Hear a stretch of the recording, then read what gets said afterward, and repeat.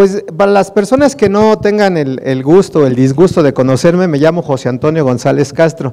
Por aquí ya mis admiradoras ya me dicen que, ¿el rey de qué? El novio del pueblo. Ah, de México. Bueno, me llamo José Antonio González Castro, soy contador, soy especialista en impuestos y tengo una maestría en Derecho Fiscal. Y me he dedicado muchos años a la docencia, muchos hoy por hoy ya no, porque pues ya no tengo tiempo, pero bueno, muchos años di clase en el Politécnico y di clase en la UVM y di clase en la UNAM, entonces es padre, ¿no? Hoy por hoy nada me dedico a disfrutar la vida, a dar capacitaciones y a cobrar. Excelente. ¿Para qué pido más? Hay que hacer unos comentarios importantes. El primero es que hay un curso que se está programando para las próximas semanas de la segunda resolución miscelánea que trae cosas muy interesantes, muy interesantes. Entonces, ya está programado, espero que nos veamos. El segundo comentario es que mucho agradeceré, de verdad que se los pido con todo respeto, mucho agradeceré que las preguntas que tengan ahorita en el transcurso del curso, pues las externen, porque no están por saberlo, pero hoy salgo de viaje y el avión no espera. Entonces luego dicen que parezco párroco porque todos se forman aquí para confesarse, pero bueno, espero que no sea el caso hoy, por excepción. Bueno, entonces, y me pueden preguntar en el momento que ustedes decidan, ¿de acuerdo? Hay cosas padres. El tema se llama Estrategias Fiscales 2016, pero obviamente la pueden aplicar 2015, 2017, excepto que cambie la ley. Entonces, leyendo un libro de Daniel Dieppe que se llama Planeación Fiscal, extraje dos comentarios que me parecen ad hoc al tema que vamos a platicar. Y el primero me dice, ninguna clase de planeación fiscal es concebible como tal a partir del momento mismo que se deje de respetar la preceptiva legal. ¿Qué quiere decir esto? Que si ustedes quieren planear fiscalmente, pero en contra de lo que dice la norma, eso no se llama planear, eso se llama simulación fiscal, ¿eh? En otras palabras, si quieren inventar gastos, disminuir ingresos, comprar facturas, eso no es planear, ¿eh? Por ejemplo, llego a las empresas y luego me dicen, es que tengo un asesor fiscal que la primera asesoría me dice, compra facturas para bajar la base. Y bueno, pues yo pregunto, ¿dónde está la planeación? Cualquiera puede comprar las facturas, ¿no es cierto? No es por ahí, de verdad que no es por ahí. Hay cosas que se pueden hacer y realmente se pueden hacer. La evasión fiscal siempre es ilegal, más que atentar contra el interés común, atenta contra sí mismo.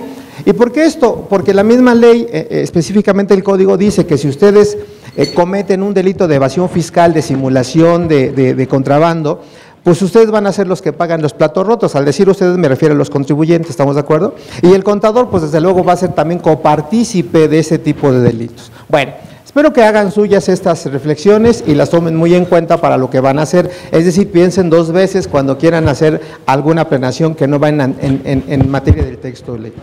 De todo el material que les di, lo vamos a ver nada más. Hoy venía un poquito inspirado y agregué una lámina, que lo vamos a comentar. Dicen las cosas que no comparto son las buenas, pero no, es parte del índice, en donde hay muchas cosas que platicar y por eso lo agregué y lo comentaré. ¿De qué vamos a hablar? Son temas aislados, pero finalmente que tienen un efecto fiscal favorable para el contribuyente y lo pueden aplicar como persona física o como persona moral. Vean, ¿de qué vamos a hablar? Muchas veces les he platicado de este tema, deducción de la provisión de gratificaciones a trabajadores. ¿Me explicó? Espero que no sea el mío.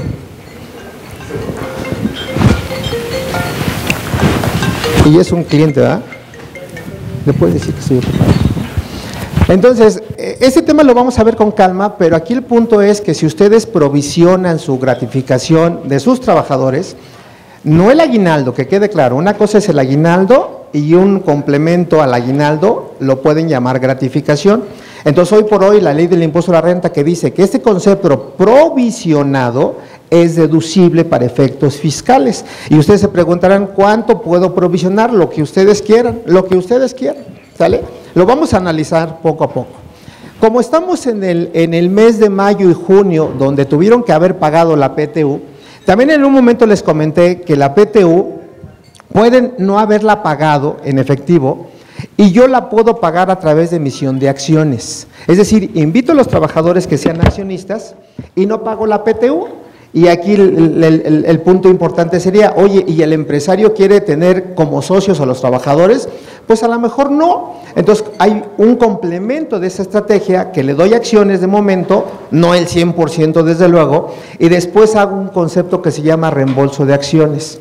¿Me expliqué? Es decir, si tienes una PTU de 100 pesos, de esos 100 pesos los divido en dos, un porcentaje chiquito como acciones, directamente al capital variable, y otro porcentaje lo mando como prima en colocación de acciones. ¿Me explicó? Entonces, ¿qué voy a reembolsar? La prima no, porque es de la empresa, es de los socios fundadores, pero sí reembolso las acciones. ¿Sí me expliqué? Entonces, de esos 100 pesos, si doy 20 pesos en acciones, al final del camino lo que voy a reembolsar son los 20, no los 100. ¿Queda claro? Ahora, otro detalle, ese concepto, y ayer que venía, hoy le doy la voz, ayer que venía de viaje de Monterrey, el empresario de allá es un empresario muy inteligente, de verdad muy inteligente, hay empresas muy buenas. Y me decía, José Antonio, oye, yo quiero que me vendas una propuesta que sea diferente a lo que hoy venden. ¿Qué venden hoy? El clásico, pago a través de sindicato, pago a través de asimilables a salarios, pago a través en su momento de cooperativas, en su momento de lo que es alimentos. Hoy eso ya está más que rebasado, de verdad, tenemos que pensar en otras cosas. Y le digo, ¿qué te parece si te puedo remunerar a través del concepto que se llama reembolso de acciones? ¿Y por qué menciono esto? Porque hay empresas que están inyectándole capital a su empresa, y ese capital forma parte de la CUCA. Y en los términos hoy del artículo 78 de la Ley de Impuesto a la Renta, yo puedo hacer un reembolso de acciones. Y si llevo una CUCA controlada y el precio del reembolso de acciones es igual o menor a la CUCA, sorpresa, le pueden dar lo que quieran al socio y no pagan impuestos. Ahora sí, dime. En relación a la PTU en acciones, ¿el trabajador tiene que estar de acuerdo? Sí, claro, desde luego. O sea, hay que venderle la idea, pues. Claro, sí.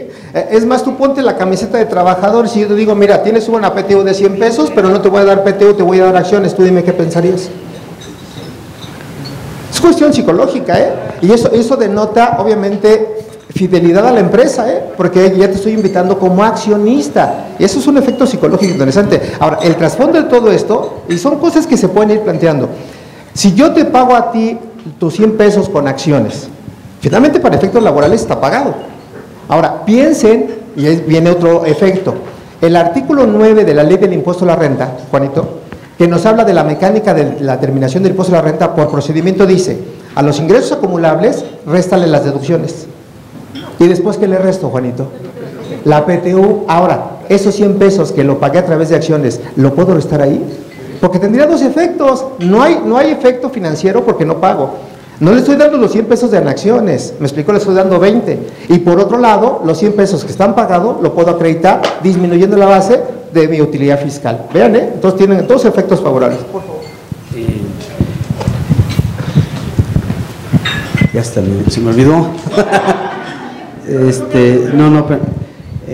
Bueno, ok, hay empresas que son familiares, todos los socios son familiares, y a veces el gueto es tan cerrado que no quisieran invitar a otros accionistas. En este caso, si van a hacer, no van a pagar la PTU porque van a ser más accionistas, el trabajador viene siendo accionista al final. Y tarde o temprano, cuando él quiera retirar, puede retirar. ¿Sí? Ok, perfecto. O sea, tienen que hacer una valoración integral, porque al invitarlo como accionista, por ejemplo, una pequeña complejidad, como dice el contador, ¿qué pasa si la empresa tiene CUFIN y tiene dividendos? El trabajador, en la calidad de accionista, puede demandar, puede reclamar el decreto de dividendos porque tiene derecho. Entonces, aquí estamos viendo el efecto de la PTU para la persona física y desde luego para la persona moral, pero si tienen otro efecto, pues el trabajador también va a reclamar esos derechos, ¿estamos de acuerdo? Entonces tienes que valorarlo de manera integral. Teresita. ¿Tiene que ser a todos o se puede decir uno o dos? Ah, ok. Y si en este caso un socio que realiza también trabajos de subordinados, ¿pueden ser ellos, a pesar de que ya tengan acciones? Ah, ok. Esto que pregunta la contadora es muy importante, porque el hecho de ser accionistas, dos comentarios, no implica necesariamente que pueda tomar decisiones en la empresa, porque te puedo dar acciones con voz, pero sin derecho a voto. ¿Estamos de acuerdo? Y con eso limito, obviamente, la toma de decisiones en la empresa. Y segunda, el hecho de ser accionista no me quita la calidad también de que pueda o siga siendo trabajador. Entonces tendría dos tipos de ingresos, por nómina, ¿me explicó? Por adquisición de acciones en este caso, que de hecho, para que vean que la misma ley lo prevé, si ustedes ven en el artículo 94 de la ley del impuesto sobre la renta, que nos define lo que es el concepto de salarios y asimilables, la fracción 7, si ustedes la checan con calma, dice que el hecho de que si yo le doy como prestación a mis trabajadores, habla de los trabajadores, acciones a un valor menor o sin costo, eso para el trabajador es un ingreso por asimilables a salarios. ¿Me explicó? ¿Y en qué momento va a ser efectivo? Hasta que venda las acciones, antes no, porque no hay flujo de efectivo. ¿Estamos de acuerdo? Entonces, hoy por hoy todo está planteado en texto de ley, simplemente le estamos dando el matiz. Ahora, un detalle que se me puede olvidar, todas estas estrategias o propuestas, si bien es cierto, uno como contador las conoce, sabe dónde está el fundamento, pero tienen que vestirlas siempre con el abogado. O sea, si ustedes quieren hacer todo porque se sienten muy chuchas cuereras, sorpresa, se les puede pelar por ahí algo, No, siempre inviten al abogado para que realmente vista la estrategia, ¿de acuerdo? Sale. Otro punto es, este concepto, infinidad de ocasiones lo hemos platicado, si ustedes recuerdan, que tenemos la mala interpretación de que el artículo 17 de la ley del impuesto a la renta, que nos habla del momento de acumulación, en la fracción primera, inciso C, dice que va a ser un ingreso acumulable los que provengan de anticipo de clientes, ¿estamos de acuerdo? Pero no leemos el texto como debiera de ser, porque la condición ¿cuál es? Para que yo acumule. La condición es que enajene el bien, preste el servicio o dé en uso o goce. Por lo tanto, si no caigo en los tres supuestos, no caigo en los términos del artículo 6 en el momento de causación. Por lo tanto, si realmente, y subrayo el término, si realmente es un anticipo de clientes, ese es un pasivo para efectos fiscales y para efectos contables. Y al ser pasivo no tiene por qué ser ingreso acumulable. ¿Dónde está el problema que yo observo? Que pretenden darle el matiz de anticipo de clientes cuando es un pago a cuenta, Eso es bien diferente. Y cuando es un pago a cuenta, ¿cuánto acumulan? El 100%. Vean la diferencia, Ahora sí alguien levantó la mano. Ya se arrepintieron. Por favor, préstenle un micrófono aquí ok. No te cuadran. Con mucho gusto puedes preguntar. ¿De acuerdo? A ver, te van a prestar el micrófono. Porque me interesó ese anticipo de clientes, pero no me quedó claro porque no soy contadora, ¿no? Vamos a hablar en términos jurídicos para que tú y yo nos entendamos. Abogado. Yo parezco abogado, pero no soy. ¿Estarás de acuerdo que el artículo 2248 del Código Civil a nivel federal dispone lo que es el contrato de compraventa? Y me dice, un contrato de compraventa es cuando dos personas en el carácter de comprador y vendedor, ¿me explicó? Se ponen de acuerdo para establecer el bien y el precio, que es la contraprestación. El mismo código cita en su artículo siguiente, 2249, que ahí viene la parte importante, abogada, que dice, la compraventa es perfecta y obligatoria cuando se define la cosa y el precio, ¿me explicó? Aunque la cosa no sea entregada, ni el precio satisfecho.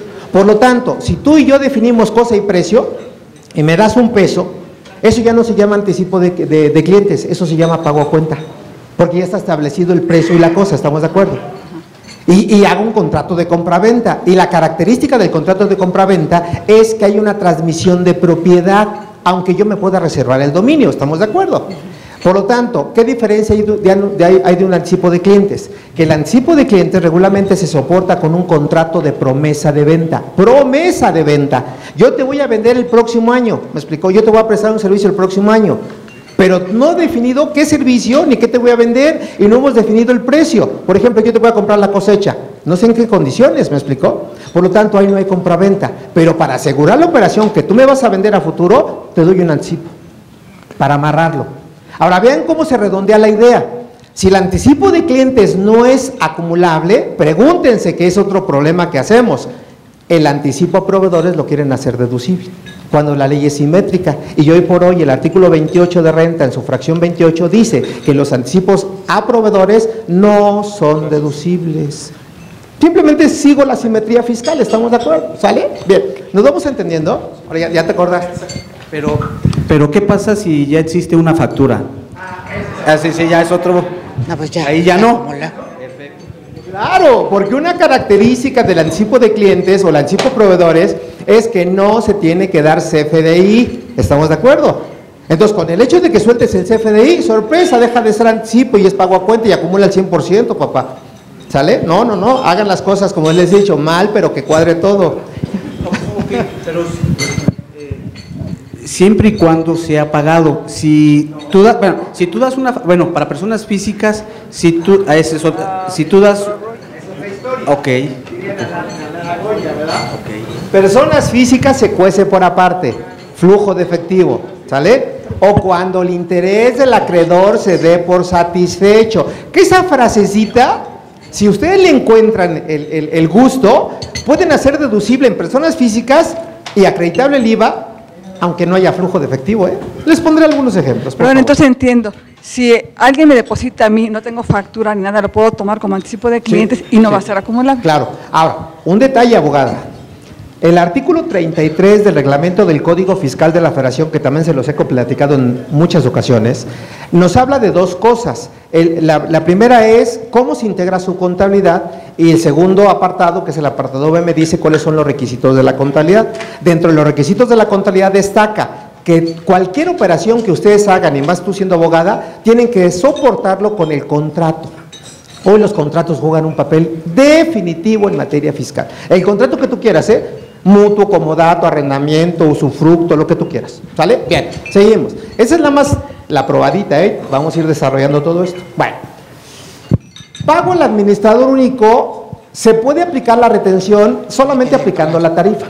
Vean, yo toda la vida les he dicho, cuando ustedes tengan el administrador en su empresa, el presidente del Consejo de Administración, el artículo 96, tercer párrafo después de la tarifa, dice que le tengo que retener directamente el 35%, ¿no es cierto?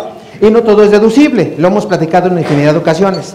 Pero si ustedes han hecho ese ejemplo, y al presentar su declaración anual, ¿cuál es el efecto? De que como le estoy reteniendo la tasa máxima, van a tener un saldo a favor.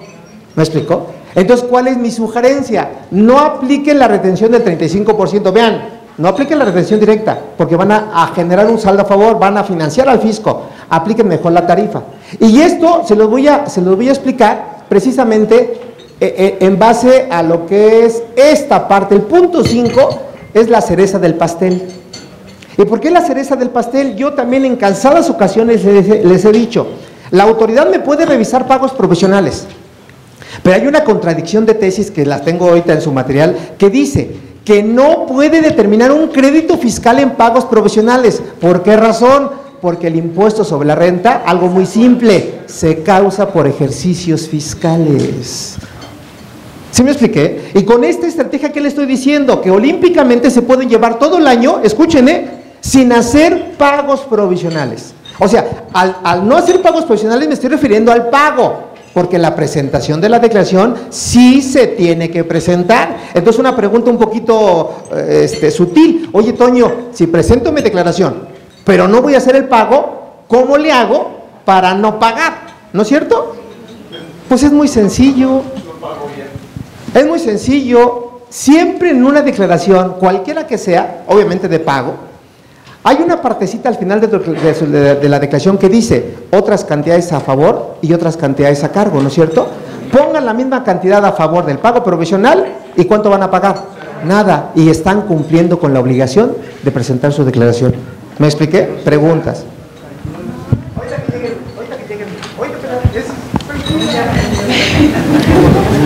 Buenos días. Esto también aplicaría entonces pudiera aplicar para el coeficiente de utilidad.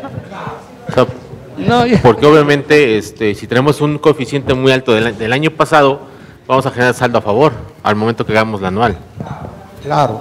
Es más, me adelanto. Algo para las sociedades civiles, es que hay tantas cosas que platicar. Para las sociedades civiles que tributan en el título 2, muchas veces el coeficiente de utilidad se puede disparar por el efecto de los anticipos a los miembros de sociedades civiles, por el efecto del coeficiente. Pero en el pago provisional per se, ¿de acuerdo? Sin aplicar esta estrategia, yo puedo disminuir la base del pago provisional. ¿Por qué? Porque los anticipos a los miembros van a disminuir la base del pago provisional. Por eso he dicho siempre que una sociedad civil, sus despachos, mis despachos, nunca deben de pagar ni renta ni PTU, nunca. IVA sí, De vez en cuando. De vez en cuando. Sí, o sea, no exageren.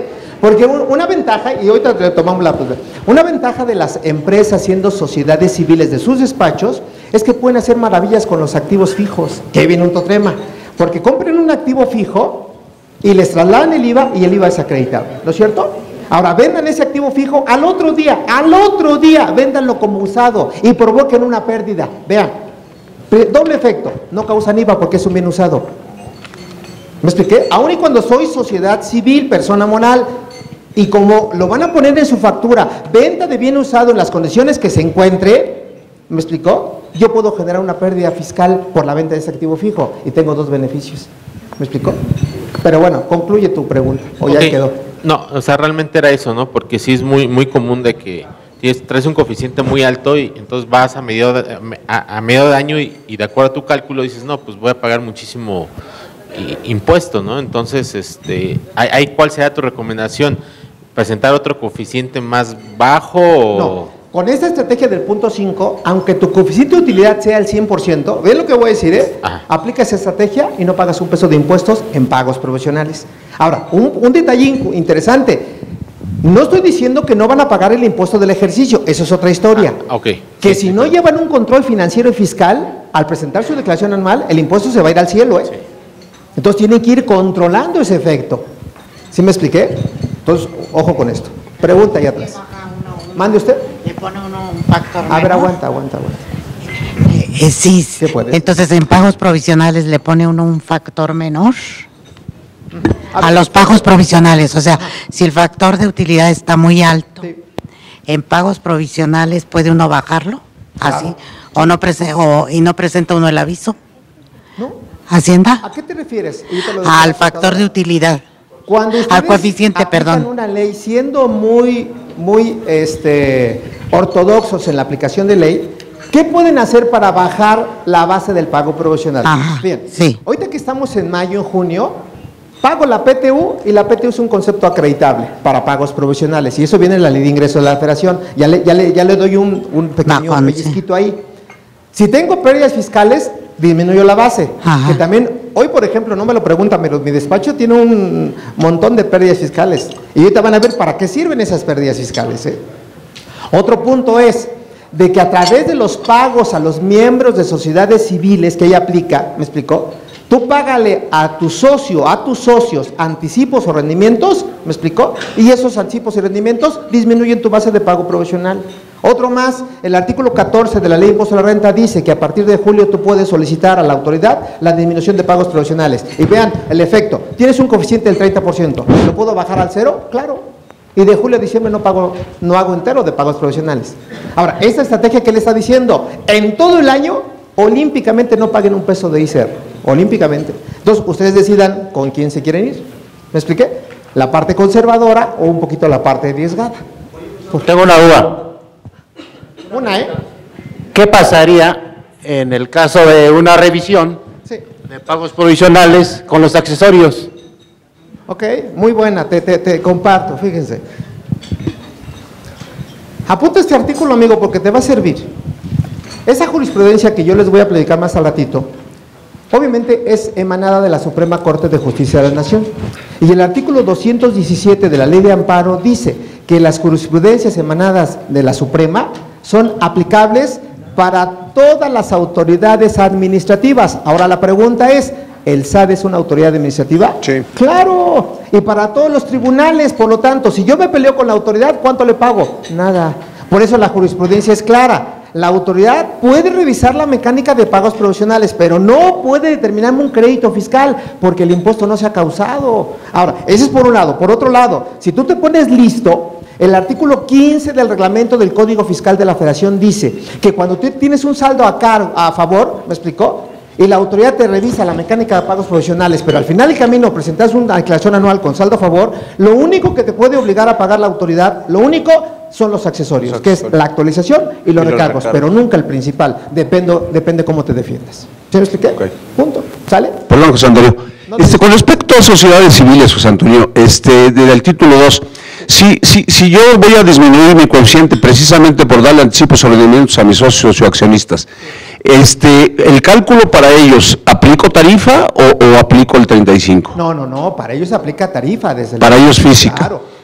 Solamente el 35% es para el artículo 94, fracción tercera, que nos habla de los administradores únicos, presidente del Consejo de Administración, director general y demás, pero para los miembros de sociedades civiles como tal, aplico tarifa. Sin problema. Aplico tarifa normal. Ok, gracias. Con mucho gusto. Bueno, ¿me permiten continuar o tienen alguna otra pregunta? Bueno, seguimos. Decreto de dividendos y acreditamiento, esto es buenísimo.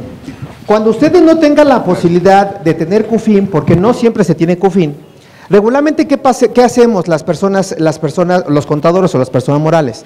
Aplicamos la mecánica que viene en el artículo 10 de renta y dice, al dividendo que estás decretando, aplícale el factor de piramidación, que es 1.4286, y a la base le aplicas el 30%, ese 30% ¿quién lo paga? La persona moral. ¿Sí me explicó? La persona moral, según el artículo 10, puede, y es donde viene esta partecita, puede, de manera opcional, que el impuesto sobre la renta pagado por dividendos, que no proviene de CUFIN, escuchen esto, lo puede acreditar contra el ICR a cargo de su declaración anual. Entonces es un movimiento virtual, lo pago por un lado y lo recupero por otro lado. Y ya el accionista se llevó su dinero. ¿Sí me expliqué? Es un juego bonito. Ahora, nada más hay un detalle casi imperceptible. Ese impuesto sobre la renta que vamos a acreditar, escuchen, se tiene que acreditar contra el impuesto sobre la renta a su cargo, no contra el impuesto sobre la renta causado, que son dos impuestos diferentes. El causado es de aplicar la tasa al resultado fiscal, se llama causado. Pero ese causado réstale pagos provisionales y cambia de nombre, deja de ser causado y se convierte a cargo. ¿Sí me expliqué? Hasta ese importe se acredita el ICR por dividendos. ¿Queda claro? Y si no me lo acabo en este año, no se preocupen, tengo 2 años más para seguir aplicando el acreditamiento. ¿Sí me expliqué? Sale. Espero que quede claro que tienen una generalidad de lo que vamos a platicar. Bueno, otro punto. Esta también se las he platicado y les comentaba un caso muy connotado que yo hice en Toluca, donde se hace una donación de descendientes a ascendientes o al revés, y obviamente no es un ingreso acumulable en los términos del artículo 93 de la ley del impuesto a la renta que nos habla de ingresos exentos. Eso salió ¿por qué razón? Porque yo decreto dividendos al papá en el caso que les voy a platicar y el hijo quería tener 10 millones de pesos, entonces subo el ingreso como dividendos, ¿me explicó? Y después, ya que está en la cuenta del papá, lo bajo vía donación, ¿a quién? Al hijo. Y la donación entre ascendientes y descendientes es un ingreso exentos. Entonces el hijo, ¿qué es lo que tendría que hacer nada más? Presentar la informativa, nada más, pero no paga impuesto a la renta. Por ahí va, ¿de acuerdo? Bueno, seguimos. La parte de siniestro de activos se puede provocar una doble deducción y eso es buenísimo, ¿eh? Imagínense el supuesto. Compran su activo y lo empiezan a trabajar. Y llega el momento en que se lo roban, se incendia, porque puede pasar, ¿me explicó? Puede pasar. Entonces, ¿qué pasa? La ley del impuesto sobre la renta cita que cuando pierden un activo por siniestro, escuchen esto, la parte no deducida, ¿de acuerdo?, se actualiza y eso se llama pérdida deducible por siniestro. Ahora, pregúntense, oye Toño, pero el bien que estoy perdiendo lo tengo asegurado. Entonces hay doble efecto interesante. El dinero que me da la aseguradora, ¿me explicó?, dependiendo qué van a hacer con ese dinero, puede tampoco ser un ingreso acumulable. Dice la norma, cuando inviertas ese dinero en el pago del pasivo, porque a lo mejor lo debes, o compras un bien análogo, sorpresa, es ingreso contable y no fiscal. Y con otra, como estoy perdiendo el bien porque se siniestró, ¿me explicó? ¿Qué pasa con la póliza que no se ha devengado? Por eso es importante, y voy a sacar por ahí un artículo de esto, eso es importante que identifiquen lo que son pagos anticipados. Cuando compran el seguro, ¿qué asiento contable hacemos? Cargo al activo, seguros pagados por anticipado, cargo al IVA acreditable con abonabanco, ¿no es cierto? Llevo 2 meses y al tercer mes se siniestró mi activo. Entonces hay 10 meses que no he utilizado. Como no lo he utilizado, ¿qué va a hacer la aseguradora? Me tiene que hacer el reembolso. El reembolso, ¿eh? Entonces el asiento contable es cargo al banco con abono al activo y tampoco es ingreso. ¿Sí me expliqué? O sea, hay cosas padrísimas que se pueden hacer. Pero bueno, como todo eso ya lo saben, ya no estamos platicando de amigos. Esta parte, que aquí vamos a platicar también de venta de activos y demás, que también tiene cosas interesantes, pero esta parte también de deducción de cuentas incobrables, ustedes me pueden decir, oye Toño, porque yo se los he dicho muchas veces, puedes deducir, y yo lo comparto el concepto, puedes deducir cualquier cantidad como cuenta incobrable o, Juan, solamente hasta 30,000 unidades de inversión. Es que tenemos que saber leer la disposición. Si ustedes checan el artículo 27 que nos habla de los requisitos de las deducciones, en su fracción 15, ¿de acuerdo?, dice que se va a considerar cuenta incobrable cuando prescriba el título de crédito que está soportando esa cuenta por cobrar. Hablo de la prescripción. Entonces, ¿quién me va a decir ese elemento? La Ley General de Títulos y Operaciones de Crédito, dependiendo qué es, pagaré, cheque, letra de cambio, ¿me explicó? Prescribe. Entonces, en ese momento, yo puedo mandar la cuenta incobrable al 100% como deducción fiscal. O me dice, o cuando se dé la imposibilidad práctica de cobro. Y ahí vienen 3 supuestos. Y me dice, un supuesto para que sea imposibilidad práctica de cobro es que si a partir del momento de la mora, tú me debes y ya se venció, ¿me explicó? Pasa un año y no rebasa 30,000 unidades de inversión, que no es nada, que son 180,000 pesos, en ese momento te lo llevas como cuenta incobrable, ¿sí me explicó? Pero dice, entre otros supuestos, y con eso, como lo vamos a observar, cualquier cantidad que tengan en cuentas por cobrar, la pueden llevar al gasto y el gasto es deducible.